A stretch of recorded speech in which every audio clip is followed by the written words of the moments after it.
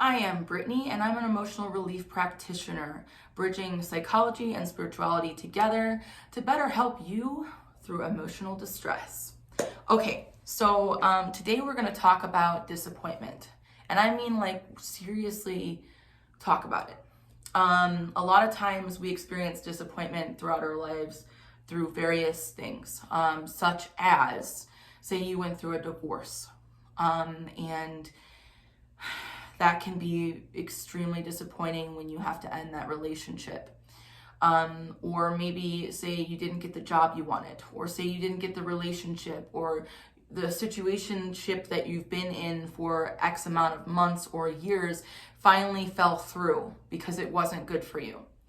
But you still feel that level of disappointment because you didn't get what you wanted. And ultimately, if we're defining what disappointment really is, it's you were attached to a certain outcome and that outcome did not come true. So how do you work through that? What do you do to cope with that disappointment? Because it can be very paralyzing. The first and foremost thing that I can tell you to do when you are disappointed is stop for a moment. Acknowledge what you wanted to happen. And the reason I say that is because it's valid.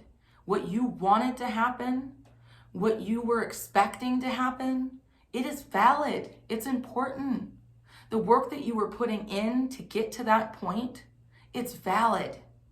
It matters. And it was not for nothing. It was for something very spectacular, which is a big lesson for you. And after taking time to acknowledge that, then there's the need to remember that everything that you feel up until this very moment is not only valid, but it is just as important as everything else and everyone else on this planet. And then after that, remove yourself from whatever you're doing at that moment. So if you are inside, go outside. If you are outside, well, you can stay outside. Hug a tree. No, I'm just kidding. No, start focusing on your breath. And I say that because disappointment, whether you've experienced it for a small amount of time or for a prolonged amount of time, it is valid, it is important, it is only a momentary feeling. And then take some action towards creating another reality for yourself. What could you focus on that you can control that can shift that?